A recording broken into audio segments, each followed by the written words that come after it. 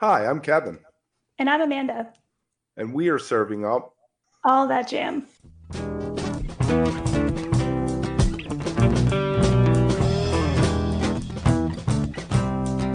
All That Jam, Quick Hit. DJ Williams on Karl Denson.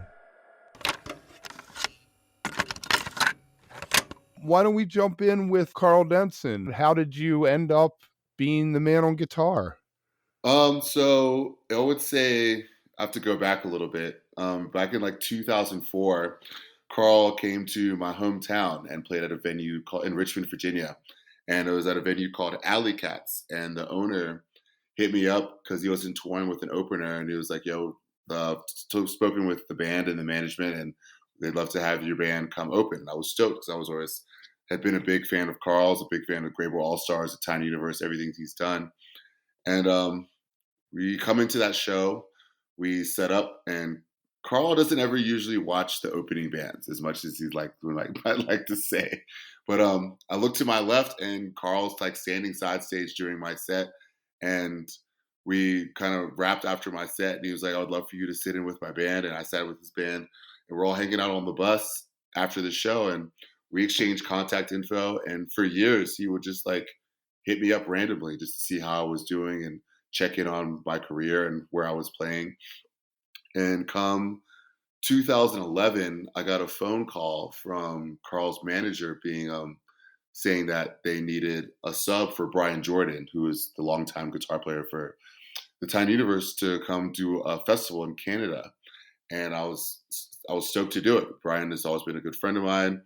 I wasn't quite sure of the reason why he couldn't go to Canada, but I didn't ask. So, and Carl had we were doing like a 90-minute set. I think it was like Ottawa, Canada, a festival in Ottawa.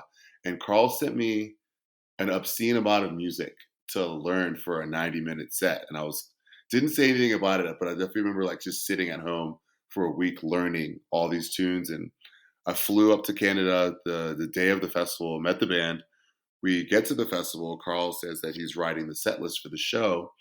And what songs do I know? And I was like, I learned everything that you sent me. And he laughed at me. He was like, no, really, like I have to write the set list. What songs do you know? And I was like, trust me, I learned everything you sent me. So he wrote the set list. We did the show. Super fun. It was awesome.